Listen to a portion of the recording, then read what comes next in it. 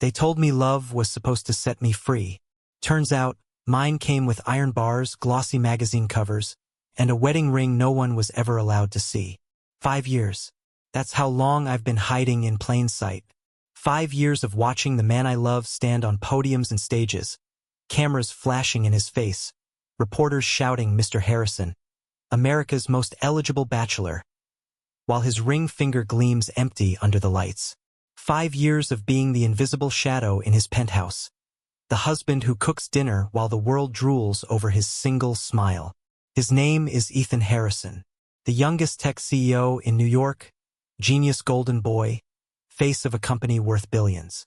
To the world, he's the picture of independence, charming, focused, too busy for love. To me, he's the man who leaves half his tie undone because I'm the only one who knows how he hates that choked-up feeling around his neck. And me? I'm Noah Miller, 29 years old, part-time photographer, full-time ghost. When I said, I do in the privacy of a Vermont cabin, I thought someday he'd be ready. That when the dust settled, when his empire was steady, when the world could no longer touch him, to finally step into the light with me. But 5 years later, I'm still waiting.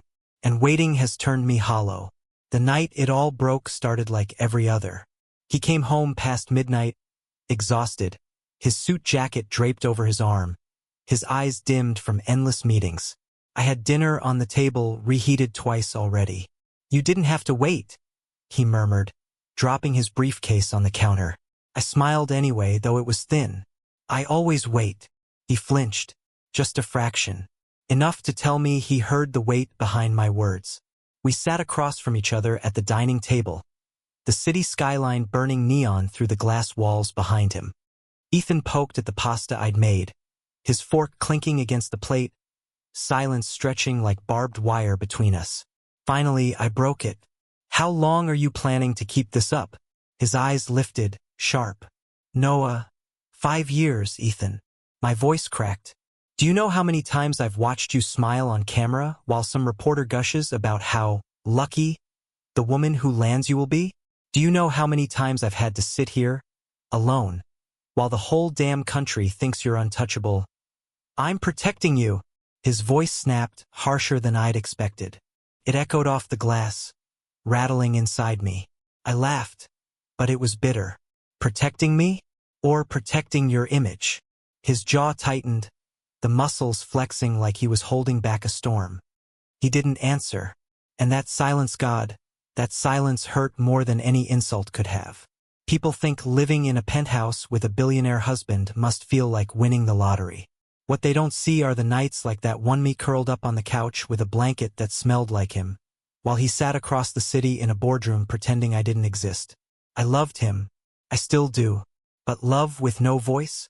Love that has to live in the cracks, behind curtains, under shadows?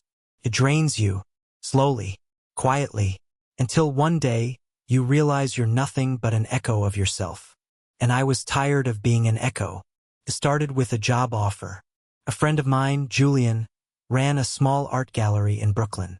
He'd been begging me for years to exhibit my photography, but I always turned him down, worried about drawing too much attention. This time, though, I said yes. The exhibition was small, intimate. Black and white portraits of city strangers, taxi drivers, waitresses, old men playing chess in the park. Faces that told stories without a single word. People came. They admired. They asked questions. For the first time in years, I felt like Noah again. Not Ethan Harrison's secret, just Noah. And when Julian clapped me on the back and said, "Man, I've missed this version of you," I realized I'd missed him too. Of course, Ethan noticed the shift. "You've been out late a lot," he said one night, loosening his tie. I shrugged. "I have a life outside these walls, you know?" His eyes narrowed, like he couldn't decide if I was joking or challenging him. "Maybe both." "Is there someone else?" he asked quietly. The question gutted me, not because it was true it wasn't, but because he actually believed it could be. "There's never been anyone else, Ethan," I whispered. "But tell me, when's the last time you've been here with me in more than body?" He didn't answer. Again. The turning point came at a charity gala. I wasn't supposed to be there. He never brought me. Too risky, he always said. But Julian had scored an invite and dragged me along, insisting it would be fun. And that's how I found myself standing at the edge of a glittering ballroom, watching Ethan Harrison glide through the crowd like he owned it.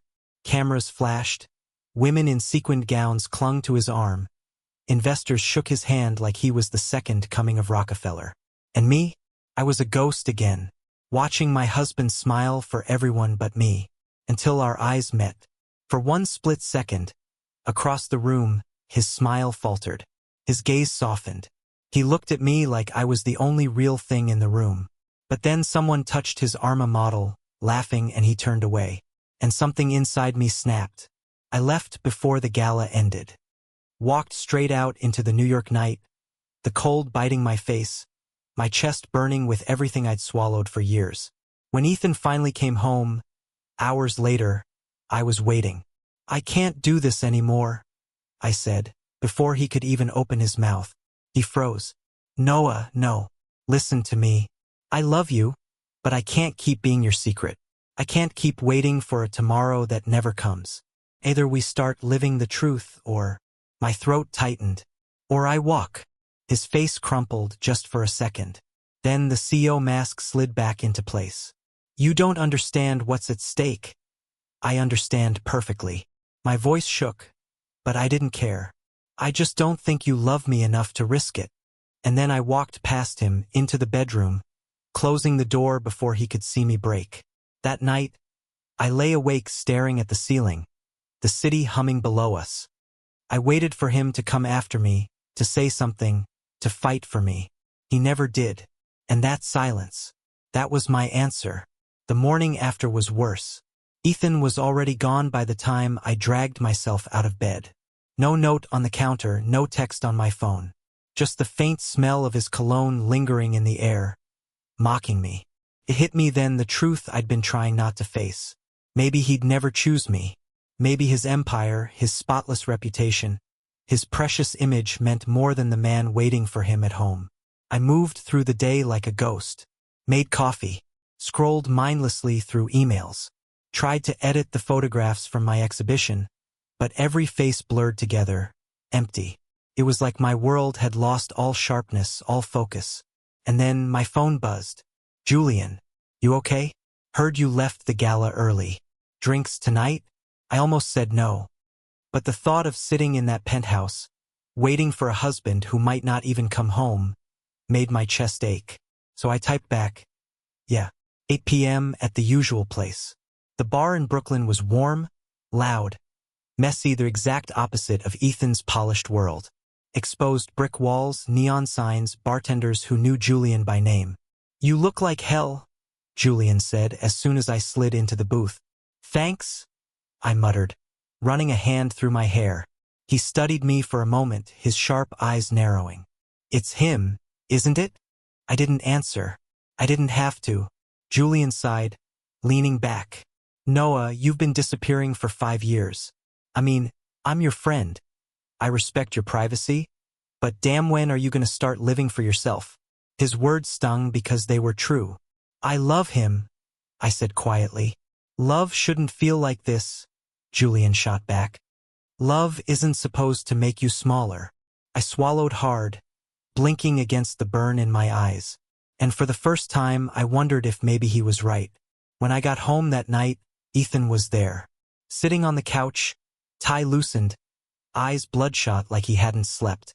"You weren't answering my calls," he said, voice tight. "I was out," I replied, dropping my jacket on the chair. "With who?" The question hit sharp. "Does it matter?" His jaw clenched. "Yes, Julian," I snapped. "A friend. Someone who actually sees me." The way he flinched at it was like I'd punched him. "Don't say that." "Why not?" "It's true. When's the last time you looked at me, Ethan? Really looked?" He stood then, running a hand through his hair, frustration pouring off him. "You don't understand the pressure I'm under." "No." My voice cracked. "I understand too well. That's the problem. I've been understanding for 5 years. I've been patient. I've been silent. But what about me, Ethan? What about us?" His chest rose and fell, eyes burning into mine. You think I don't want to tell the world? You think I don't want to hold your hand in public, introduce you as my husband, scream it from the rooftops? God, Noah, you don't know how much I... Then why don't you? The room went still. He opened his mouth, closed it again. No answer. Always no answer. And something in me broke. I can't do this anymore, I whispered. The next morning I packed a bag. Just a small one-clothes camera toothbrush. My hands shook as I zipped it shut, every sound too loud in the silence. I half expected Ethan to burst in, to beg me to stay, to promise me everything I'd been waiting for. But the apartment was empty. I set my key on the counter, took one last look at the skyline view, and walked out. For the first time in years I breathed. Not freely, God, no. My chest still ached. My heart still twisted, but the weight of secrecy, of waiting, of endless silence. It lifted just a little. I rented a small studio apartment in Brooklyn. Nothing fancy, peeling paint, creaky floors, but it was mine. Mine. I filled it with photographs. I cooked whatever I wanted without worrying about timing it for someone who might not show up. I sat by the window at night, watching the city lights, wondering if Ethan was staring at the same skyline from his penthouse. And for the first time in years, I felt like Noah again. But freedom has its price. The tabloids hit 2 weeks later. Ethan Harrison spotted with supermodel at charity event. America's most eligible bachelor off the market? The woman who might have finally captured Harrison's heart. My phone buzzed non-stop. Friends, acquaintances, even my mom. Isn't this your boss? Didn't you used to work for him? I ignored them all. But inside, the headlines cut like knives. Because while the world speculated about his new romance, I was sitting alone in a studio apartment, eating leftover Chinese takeout, my wedding ring burning against my skin. One night, the knock on my door came. I froze, chopsticks halfway to my mouth. No one ever knocked. Not here. When I opened the door, Ethan stood there. Suit rumpled. Eyes bloodshot, like he hadn't slept in days. Noah, he breathed. My heart stuttered, then slammed against my ribs. What are you doing here? I had to see you. His voice cracked. I can't do this without you. Anger flared, sharp and bitter. Funny. You've been doing just fine. He shook his head, stepping closer. No, I've been falling apart. You're the only thing that's ever been real, Noah. Please, come home. I laughed, but it was hollow. Home? You mean the cage where I wait for scraps of your time while the world drools over your bachelor act? His face twisted, pain flashing across it. I swear to you, those rumors theory not true. I haven't touched anyone. I can't. You're it for me, Noah. You've always been it. My throat burned. God, I wanted to believe him. Wanted to collapse into his arms and forget the last 5 years of waiting. But I stood my ground. Then prove it. Stop hiding me. Stop hiding us. He hesitated, just for a second. But I saw it. The fear. The calculation. The choice. And I knew. You'll never do it, I whispered. His shoulders sagged. His eyes closed, like the truth was too heavy to face. I shut the door. Days blurred together after that. I buried myself in photography, in work, in anything that kept me from replaying his face at my door. But at night, alone in my studio, I'd catch myself reaching for the other side of the bed. Empty. Always empty. Then came the call. Julian's gallery wanted to feature my work again, this time. Bigger. A full exhibition. My name on the posters. My face in the papers. For a moment, panic flared. Exposure meant risk. Risk meant someone connecting me to Ethan. But then I thought of his silence. His hesitation. His refusal. And I said yes. The opening night was packed. Reporters, art critics, strangers drifting between the photographs lining the walls. For the first time, my name was in lights not hidden in the shadows of someone else's. I stood there, smiling, shaking hands, accepting compliments. For a moment I felt whole, until I saw him, Ethan. He stood at the back of the gallery, dark suit blending with the shadows, eyes locked on me. My breath caught. My body betrayed my heart racing, hands trembling because no matter how much I tried, no matter how much it hurt, I still loved him. And when our eyes met, the room disappeared. It was just us. Always just us. But I turned away, because loving him had never been the problem. The problem was surviving it. Later that night, as the gallery emptied, I found him waiting outside. "Noah," he said softly. I crossed my arms. "You shouldn't be here." I had to be. "I saw you tonight, you were. God, you were alive. And it killed me, because I realized I've been the one dimming your light all these years." His voice cracked. His eyes shone. For the first time, I saw him not the CEO, not the public figure, but the man I married. Broken. Desperate. "I love you," he whispered. "I'm done hiding. Whatever it costs me, whatever it costs my company, I don't care anymore. I just want you." I stared at him, my chest aching, torn between hope and fear, because I'd heard promises before. I'd waited years for them to come true. And now the question was, did I dare believe him again?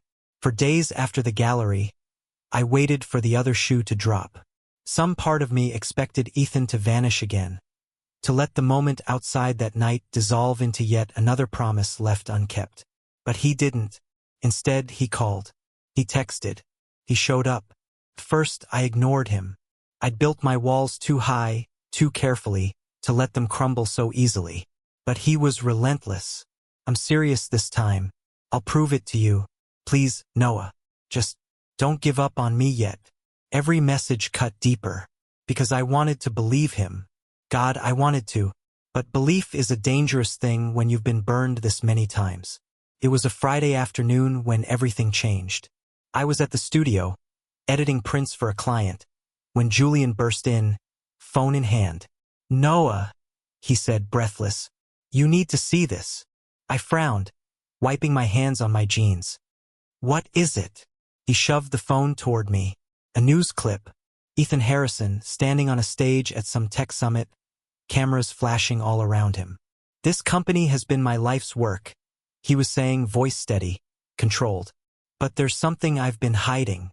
Something I'm done hiding." My heart lurched. And then he said it. "I'm married." The room went silent. Even through the grainy clip, I could hear the stunned gasps of the audience, the frantic clicking of cameras. "I've been married for 5 years," Ethan continued, his jaw tight but his eyes. God, his eyes looked freer than I'd ever seen them. "And I've kept it private because I was afraid. Afraid of what it might mean for my company, my investors, my image. But I can't keep living a lie. Not when the most important person in my life is waiting for me to choose him." Julian's eyes widened. Holy shit. My knees nearly gave out. I grabbed the edge of the desk, heart hammering against my ribs. He'd done it. He'd actually done it. The media exploded within hours. Ethan Harrison secretly married for 5 years. Tech CEO's shocking confession stuns Wall Street. Who is the mystery spouse? Couldn't breathe. My phone lit up non-stop calls, texts, emails. Everyone wanted answers. Julian hovered nervously. "You okay, man?" I shook my head, barely able to speak. Because I wasn't okay. I was a storm terror and joy and disbelief crashing together in waves. For 5 years, I'd begged for this. For 5 years, I'd dreamed of him standing in the light with me. And now that it had happened, I wasn't sure I knew how to stand there myself. The knock on my studio door came late that night. I knew it was him before I even opened it. Ethan stood there, still in his suit from the summit, tie loosened, eyes raw with exhaustion. "Noah," he whispered. I stared at him, my throat tight. "You actually did it." "I meant it," he said. "Every word. I'm done hiding. I don't care what it costs." I wanted to run to him, wanted to throw myself into his arms and never let go. But fear still clung to me like chains. "You just detonated your career," I said hoarsely. "Do you even realize what's coming for you? The board, the press, the investors' theory going to tear you apart." "I don't care," he said again, fiercer this time. "None of it matters without you." His hands shook as he reached for mine. And for once, he didn't hesitate. He didn't calculate. He just held on. I broke then. Every wall I'd built, every piece of armor I'd wrapped around myself gone. I fell into him, my body trembling, my tears soaking into his shirt. "You idiot," I choked. "You beautiful, reckless idiot." He buried his face in my hair, his arms crushing me to him like he was afraid I'd vanish.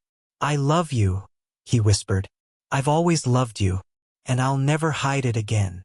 The days that followed were chaos. Reporters camped outside my building. Tabloids splashed Ethan's face across every cover, speculating wildly about his mystery spouse. Photographers stalked me on the street, shouting questions, snapping pictures. I tried to stay inside, but eventually, someone caught me.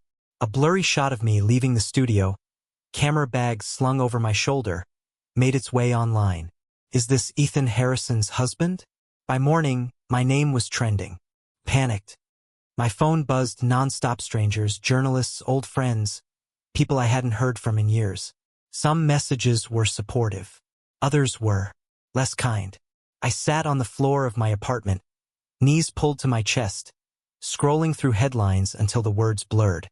That's when Ethan stormed in. He didn't knock, didn't hesitate, just gathered me up in his arms and held me tight. "I'm so sorry," he murmured. "I never wanted you to be caught in the middle of this storm." Tears burned my eyes. "You think I can handle being your secret for 5 years? But not this?" He pulled back, his gaze fierce. "We'll handle it together. I promise you, Noah.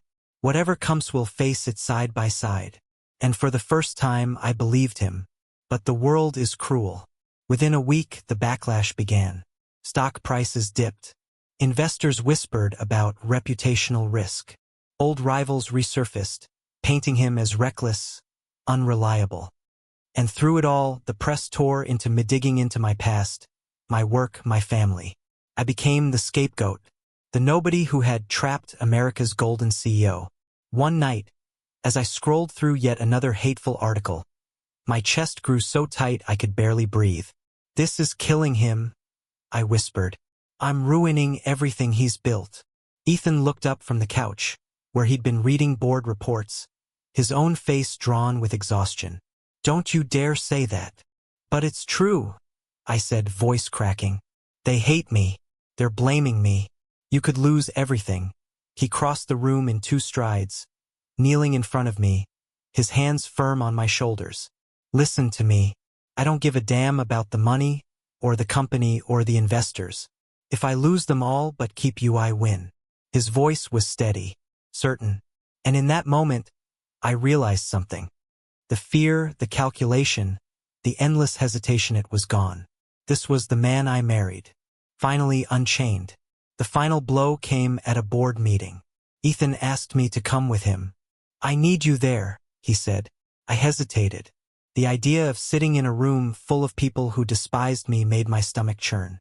But when I saw the determination in his eyes, I nodded. The meeting was brutal. Old men in suits sneering, questioning his judgment, warning of financial collapse. "This marriage has made you a liability," one of them spat. "You're jeopardizing the entire company." Ethan stood at the head of the table, calm but unyielding. "This marriage is the best decision I've ever made. If you can't see that, then maybe I'm not the liability you are." Gasps echoed around the room. I sat frozen, my hand clenched tight in my lap. "You'd throw away billions for him?" another demanded, pointing at me like I was poison. And then Ethan did the unthinkable. He reached across the table, took my hand, held it high. "For him." His voice rang out, firm, steady.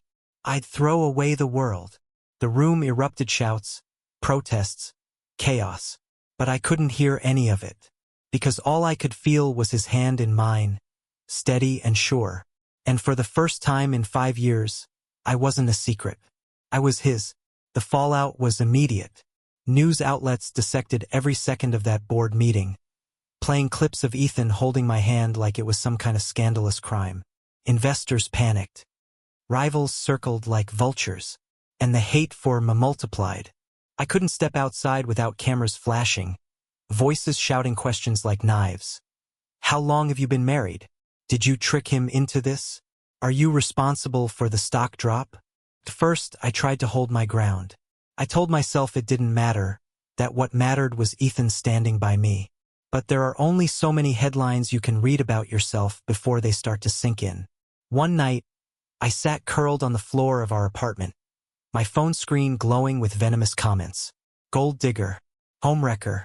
He's going to ruin Ethan's legacy. Ethan found me there, shaking. Noah, he whispered, dropping to his knees, pulling the phone gently from my hands. Stop reading that.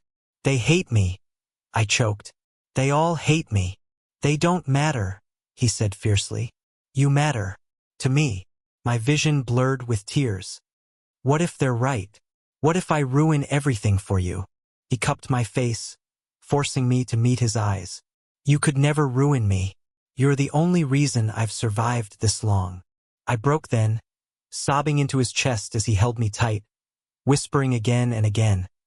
I've got you. I've got you. The weeks that followed tested us. Ethan's company wavered, but it didn't collapse. Some investors left. Others, surprisingly, stayed. A new wave of younger supporters rallied behind him, calling him brave, progressive, visionary. The storm didn't disappear, but it shifted. And slowly, so slowly, the noise began to fade. The tabloids still whispered. Strangers still gossiped. But not everyone hated me anymore. Some voices soft at first, then louder began to say the things I'd been too afraid to hope for. They look happy together. Good for him finally being honest. Maybe love really can win. One evening, months later, we escaped the city.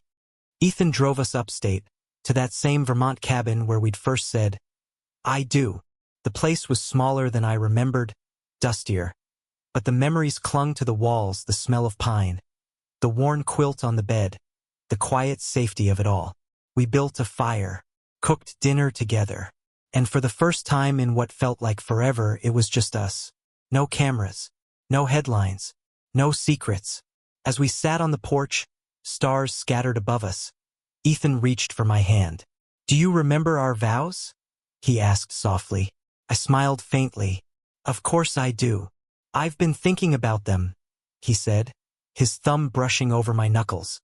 About how I broke mine. I promised you forever, but I gave you 5 years of shadows. My chest tightened. Ethan, he shook his head. No, let me say this. I can't change the past, but I can damn well change the future. I don't want another day to go by where the world doesn't know you're my husband, my partner, my everything. Tears blurred my vision. I don't care if I lose everything else, he whispered. If I have you, I have enough. I swallowed hard, my throat thick. You still have me, I said. You'll always have me. And then I kissed him slow, desperate, full of every ache and every promise we'd carried for 5 long years. The months that followed weren't perfect. They never are. The world didn't magically accept us overnight. There were still headlines, still whispers, still people who hated what we represented. But there was also joy. Ethan brought me to company events not as a friend or a shadow, but as his husband. He introduced me to colleagues, to reporters, to anyone who would listen. This is Noah, my partner, my better half. The first time he said it on camera, my chest nearly burst. We walked hand in hand down streets where once I trailed behind him in silence. We ate dinner in restaurants without worrying about being photographed. We lived openly, fully together. And every time I caught him looking at Munhidden, unashamed, I knew it had all been worth it. 5 years of waiting, 5 years of silence, 5 years of shadows. But now, as I wake up each morning to the man beside Meth World knowing, the truth unchained, I finally feel it. Love. Not the kind that hides, not the kind that shrinks, but the kind that stands tall in the light, unafraid. One evening, as we walked through Central Park, a stranger stopped us. An older woman, kind eyes, soft smile. You're Ethan Harrison, aren't you? She said. Ethan tensed, the old instinct kicking in. But before he could answer, she turned to me. And you must be Noah. My breath caught. Yes, I managed. Her smile widened. I just wanted to say, You two give me hope. She walked away before we could reply, leaving us both stunned. Ethan slipped his arm around my shoulders, pulling me close. Did you hear that? I nodded, tears stinging my eyes. Hope. That's what we'd fought for, what we'd bled for, what we'd nearly lost. And now, finally, it was ours. That night, as we curled up together in our apartment, no secrets, no shadows, Ethan whispered against my skin. 5 years from now, he said, I want us to look back at this moment and laugh, because it'll all be behind us, and we'll just be us. I smiled, pressing a kiss to his jaw. 5 years from now, the world will know what I've always known. He tilted his head. What's that? That I'm the luckiest man alive, I whispered. His arms tightened around me, his breath warm against my ear. No, Noah. That's me. And for once, there were no cameras, no headlines, no whispers. Just two men, tangled together in the quiet of the night. Husbands, partners, forever. The world had thought Ethan Harrison was untouchable, invincible, untethered. But the truth? He was mine. And that was enough. Thank you for listening. If you find it interesting, please like and subscribe to follow the next stories.